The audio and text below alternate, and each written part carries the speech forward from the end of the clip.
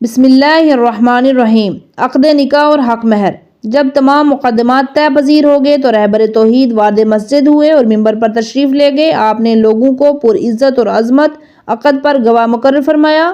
آپ نے صیغہ عقد پڑھا۔ اس طریقے سے آپ نے حاضرین کو اور پوری امت کو درس دیا کہ عقد تزویج کس طرح پڑھا جاتا ہے، اور حق مہر کو بھی واضح کیا کہ حق مہر کتنا ادا کرنا چاہیے۔ آپ نے اس نکاح کے تمام مراحل کو صدق و صفا اور سادگی کے ساتھ انجام دیا۔ اس طرح آپ نے افراط و تفریط سنگین مراسم کے خاتمے کا اعلان فرمایا۔ علاوہ ازیں یہ بھی فرمایا کہ عورتوں کے حق مہر میں سنگینی پیدا نہیں کرو، پھر یہی مہنگا ترین مہر دشمنی کا سبب ہو جائے گا۔ نبی کریم نے اپنی امت کے لیے یہ سنت جاری فرمائی کہ حق مہر 5 درہم ہے۔ رسول کریم نے جب بھی کسی خاتون سے عقد کیا تو اس کا حق مہر 5 درہم مقرر فرمایا۔ اس طرح ائمہ اہل بیت نے اسی سنت پر عمل فرمایا، کسی امام نے اس سنت سے تجاوز نہیں کیا۔ ملکۃ العرب رسول عالمین کی شہزادی کا جہیز تو ایک زرہ کی قیمت ہو سکتا ہے کہ ہم ان کے غلاموں کی بیٹیوں کا مہر اتنا نہیں ہو سکتا۔ تجربات اور مشاہدات میں آیا ہے کہ باری جہیز بربادی اور طلاق و دشمنی کا موجب بنتے ہیں۔ پیغمبر اسلام کے ماننے والے، ان کی دختر، ان کی اولاد سے محبت کا دعویٰ کرنے والے جس باری جہیز کی لعنت میں گرفتار ہیں، اس قدر خنوز و یہود بھی گرفتار نہیں ہیں۔ ایک لباس جسے لہنگا کہا جاتا ہے، دلہن اسے صرف شب زفاف کے لیے پہنتی ہے، بس اس کی قیمت ہزاروں سے اٹھتی ہے، لاکھوں پر جا کے ختم ہوتی ہے۔ ہمارے معاشرے میں طاق کا مسئلہ بنا ہوا ہے، چاہے والدین لٹ جائیں، قرض اٹھا لیں، ہر صورت میں دلہن نے لہنگا پہننا ہے۔ اسی باری بھر کم جہیز کی لعنت کی وجہ سے ہزاروں نوجوان لڑکیاں والدین کے گھر میں بیٹھی ہیں۔ قیمتی جہیز نہ ہونے کی وجہ سے ان کی جوانی بڑھاپے کی طرف مائل ہے۔ اگر پیغمبر کے فرمان پر عمل کیا جائے تو ازواجی زندگی کے مسائل و مقدمات اتنے آسان ہو جائیں کہ جن کا تصور بھی نہیں کیا جا سکتا۔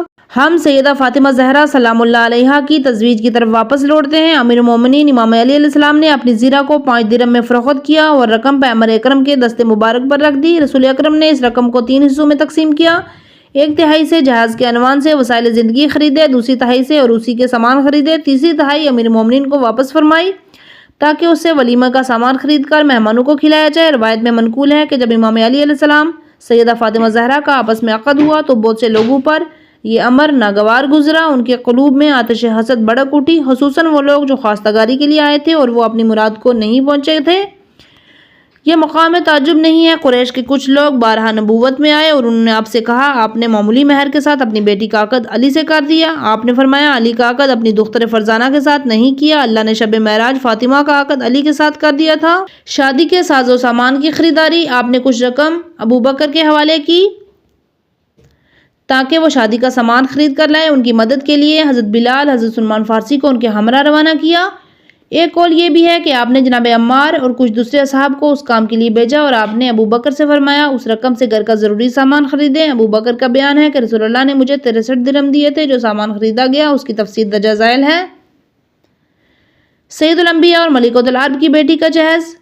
2 مصری بستر، 2 بستروں میں سے ایک کھجور کے پتوں سے بھرا ہوا تھا، دوسرا گوسفند کی پشم سے بھرا ہوا تھا۔ چمڑے کے 2 فرش، ایک پشمی سرہانہ و کھجور کے پتوں سے بھرا ہوا تھا، ایک خیبری ابا، ایک پانی کا مشکیزہ، چند پانی کے کوزے، چند گھریلو استعمال کے برتن، ایک آفتابہ، ایک عدد نازک پشمی پردہ، 7 درہم کا پیراہن، 4 درہم کا دوپٹہ، سیاہ رنگ کا تولیہ، بان کی بنی ہوئی چارپائی، 4 عدد تکیے، ایک چٹائی، ہاتھ سے چلنے والی چکی، ایک عدد تانبے کا بڑا برتن، ایک دودھ کا برتن، ایک مشکیزہ برائے آب۔ یہ تمام سامان خرید کر کچھ ابوبکر نے اور کچھ دوسرے صحابہ کرام نے فرمایا حضرت ام سلمہ کے حوالے کیا۔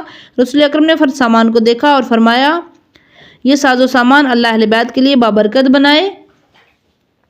ایک دوسری روایت ہے کہ رسول خدا نے آسمان کی طرف روح انوار کیا اور بارگاہ خداوندی میں عرض کی کہ پروردگار اس خاندان پر اپنی رحمت اور خیر و برکت نازل فرما جن کے عروسی کے برتن مٹی کے ہیں۔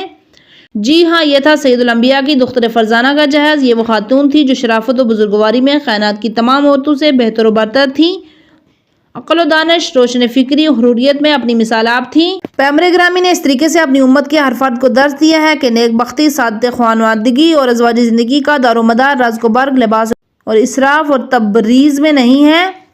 یہ قیمتی چمکیلے بڑکیلے لباس، مہنگے ترین ساز و سامان، فرنیچر، جوہرات، زیورات، سونے اور چاندی کے ظروف، قیمتی ترین بستر، بیڈ گراں قیمتی پردے، سر بفلک کوٹھیاں، بنگلے، باری برکم، جدید ترین ماڈرن گاڑیاں، نقش و نگار سے آویزاں کمروں کی چھتیں، ایئر کنڈیشنر نظام، الیکٹرانک گرم کرنے والے آلات، حیران کن وسائل زندگی، یہ سب کے سب ازواجی سعادت کے اسباب نہیں ہیں، حالانکہ بہت سے لوگوں نے انہی اسباب کو سعادت و خوشبختی شمار کیا ہے۔ کتنی خواتین ہیں جو مہنگے ترین خوبصورت ترین لباس پہن کر خرامہ خرامہ بڑے ناز و نخروں سے اچھلتی مچلتی ہیں، بن سنور کے باہر نکلتی ہیں، بیڈ استعمال کرتی ہیں جن کی قیمتیں آسمان سے جا ٹکراتی ہیں، سونے کی مختلف اقسام کے زیورات سے اپنی گردنوں، کانوں اور کلائیوں کو سجاتی ہیں، لیکن ان تمام وسائل اسباب کے باوجود اپنے آپ کو سکون اور چین کی دنیا سے کوسوں میل دور پاتی ہیں اور اپنے آپ کو جہنم کی عمیق ترین وادی میں جلتا ہوا محسوس کرتی ہیں۔ آرام و سکون نام کی چیز ان کی دنیا سے اتکا ہو گئی ہے۔ انہی خواتین جیسی اور عورتیں بھی ہیں جو جھونپڑیوں میں معمولی گھروں میں رہتی ہیں، اپنے سارے کام خود کرتی ہیں، گندم صاف کرتی ہیں، گھر میں چکی چلاتی ہیں، پھر اسی آٹے کو اپنے ہاتھوں سے گوندتی ہیں، روٹیاں بناتی ہیں، اپنے گھر کی صفائی کرتی ہیں، بچے کو دودھ پلاتی ہیں، اس سے کھیلتی ہیں، اپنے بچے کی پرورش کرتی ہیں، نہایت ہی سادگی کے ساتھ زندگی بسر کرتی ہیں۔ اسی سادہ زندگی کی موج مستی میں مست رہتی ہیں۔ وہ سر اٹھا کر ان بلند و بالا بنگلو کوٹھیوں کی طرف بالکل نہیں دیکھتی، اپنے جھونپڑیوں، اپنے تنگ و تاریک گھروں کو پرسکون بہشت سمجھتی ہیں۔ کچھ مردوں کا بھی یہی حال ہے، وہ بلند و بالا، وسیع و عریض، خوبصورت ترین وسائل زندگی سے مالا مال بنگلو اور محلات میں رہتے ہیں، باوجود ان امکانات زندگی کے اندر سے حیران و پریشان ہوتے ہیں، ایسے دور و کرب میں مبتلا ہوتے ہیں کہ جس کا علاج نہیں۔ وہ ان کوٹھیوں کو زندان خیال کرتے ہیں، وہ ان سے نجات پانے کے لیے گھڑیاں گنتے رہتے ہیں کہ کون سی گھڑی آئے گی جو انہیں زندان سے نکالے گی اور سکون نصیب ہوگا۔ انہی لوگوں کے بالمقابل آپ کے سامنے چھوٹے چھوٹے معمولی گھر ہیں جن میں مرد زندگی بسر کرتے ہوتے ہیں، انہیں گھروں میں سکھ و سکون کی لازوال دولت ہوتی ہے، مکمل و کامل رضا رغبت کے ساتھ اور نہایت ہی شوق و ذوق کے ساتھ وہ رہ رہے ہوتے ہیں۔ انہیں ان گھروں سے اس قدر محبت ہوتی ہے کہ ان کا دل انہیں چھوڑنے کو نہیں کرتا، بلکہ ان گھروں کو اپنی جنت خیال کرتے ہیں، انہیں ان گھروں میں سعادت خیر دکھائی دیتی ہے۔ نہایت ہی افسوس سے کہنا پڑتا ہے کہ ہزاروں نوجوان مرد اور ہزاروں نوجوان دوشیزیں یہ خیال کرتے ہیں کہ ان کی ازواجی سعادت اور حیاتی سعادت کا حصول ثروت و دولت میں ہے، سادگی اور پارسائی کو دقیانوسیت اور حماقت خیال کرتے ہیں، تو یہ قابل رحم لوگ اپنی ازواجی زندگی سے محروم رہتے ہیں۔ سادگی اور پارسائی کو دقیانوسیت اور حماقت خیال کرتے ہیں، یہ قابل رحم لوگ اپنی ازواجی زندگی سے محروم رہتے ہیں اور ساری زندگی ازواجی سعادت کی انتظار میں رہتے ہیں، کب یہ سعادت ان کے دروازے پر دستک دے گی اور وہ اس سعادت سے ہمکنار ہوں گے۔ سیدہ زہرا کا حقیقی مہر یا آسمان سند۔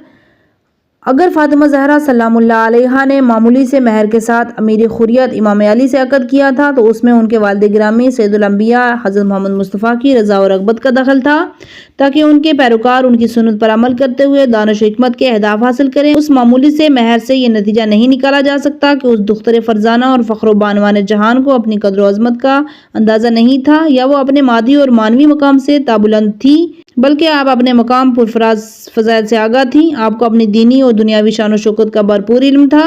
احمد ابن یوسف دمشقی نے اپنی کتاب میں نقل کیا ہے، جب فخر النساء العالمین نے سنا کہ ان کا عقد کر دیا گیا ہے اور کچھ درہم ان کا مہر مقرر کیا گیا تو آپ نے اپنے والد گرامی سرتاج انبیاء حضرت محمد مصطفیٰ کی بارگاہ رسالت میں عرض کیا، یا رسول اللہ، لوگوں کی بیٹیوں کا عقد بھی درہموں پر مشتمل مہر کیا جائے، اللہ کے رسول کی بیٹی کا عقد بھی درہموں پر مشتمل مہر کیا جائے تو پھر اور ان کے درمیان کیا فرق باقی رہ جائے گا؟ آپ کی بارگاہ میں میری درخواست ہے کہ آپ وہ درہم واپس کر دیں اور اپنی بارگاہ خداوندی میں دعا فرمائیں کہ خدا تعالیٰ میرا مہر آپ کی امت کے گناہ گاروں کی شفاعت مقرر فرمائے۔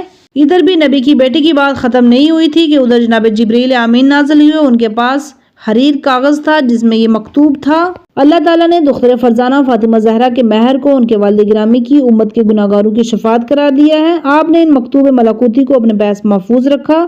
جب آپ کی رحلت کا وقت قریب آیا تو آپ نے وصیت فرمائی کہ اس ملکوتی مکتوب کو ان کے کفن میں رکھ دیا جائے۔ آپ نے فرمایا، جب قیامت کا دن ہوگا تو میں اس ملکوتی مکتوب کو اپنے ہاتھ میں لوں گی اور اس کے ذریعے اپنے بابا کی امت کے گناہ گاروں کی شفاعت کروں گی۔ قارئین گرام، یہ حدیث آپ کے سامنے ہے، آپ نے اس میں غور و غوض کیا ہوگا۔ جب اس نتیجے پر پہنچے ہوں گے حضرت فاطمہ زہرا کی شخصیت اور روحانی معنویت عالمین کی ہر خاتون سے بلند و برتر، خالص و مخلص، کامل و اکمل اور صفا و تر تھی۔ آپ فضائل و خصائل کا بے کنار سمندر تھی۔ آپ نے اپنی جلالت قدر کے پیش نظر اپنے والد گرامی رسول اللہ کی بارگاہ میں عرض کیا، وہ بارگاہ خداوندی میں دعا فرمائی کہ اللہ انہیں قیامت کے دن شفاعت کا عظیم حق عطا فرمائے۔ جب پیغمبر گرامی نے دعا فرمائی تو یہ دعا فوراً قبول ہوگی، آسمانی سند نازل ہوئی، اس کی سند کی حقیقت خدا تعالیٰ کے حکم سے قیامت کے دن منظر عام پر آئے گی، جیسا کہ علامہ سفری نے نزہۃ المجالس میں یہ روایت نقل کی ہے اور اس نے نصفی کے حوالے سے لکھا ہے۔ حضرت فاطمہ زہرا نے نبی کریم کی خدمت اقدس میں عرض کیا کہ ان کا مہر قیامت کے دن ان کی امت کی شفاعت، قیامت کے دن جب وہ صراط پر ہوں گی تو اس دن اپنا مہر طلب کریں گی۔ اس عنوان پر ائمہ بیت کی طرف سے کثرت کے ساتھ روایات موجود ہیں۔ اللہ تعالیٰ نے فاطمہ زہرا کا مہر قیامت کے دن امت کی شفاعت مقرر فرمایا ہے۔ اس بحث کو کتاب کے آخر میں پیش کریں گے۔ مراسم عروسی اور اس کے مقدمات۔ دختر فرزانہ پیغمبر اکرم کے عقد اور زفاف کے درمیان بغیر کسی معقول وجہ کے کچھ ہفتوں کا فاصلہ آ گیا تھا۔ امیر خوریت اور شرافت امام علی کو خیا امانت تھی اور کس طرح پیغمبر کے حضور کہیں ان کی گراں قدر زوجہ ان کے حوالے کی جائے، ادھر رسول اسلام کے سامنے ان کی دختر کی کرامت و عظمت تھی کہ وہ آپ کیسے ان کے شوہر سے کہیں کہ وہ اپنی زوجہ کو اپنے گھر لے جانے کا اہتمام کریں۔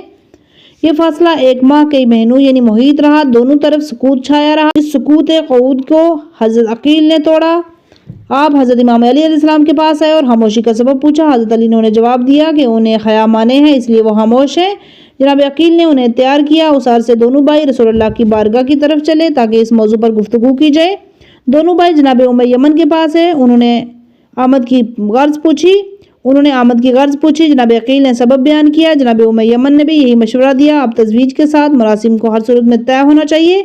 بعد ازیں یہ برادران حضرت ام سلمہ کے پاس پہنچے، انہیں اپنے حال سنایا۔ انہوں نے تمام امہات المومنین کے سامنے یہ معاملہ رکھا۔ تمام ازواج رسول اللہ کے پاس آئیں اور انہوں نے عرض کیا، یا رسول اللہ، ہمارے والدین آپ پر قربان جائیں، ہم اس معاملے کے لیے حاضر ہوئی ہیں۔ اگر جناب خدیجہ حیات ہوتی تو آج ان کی آنکھیں ٹھنڈی ہوتی۔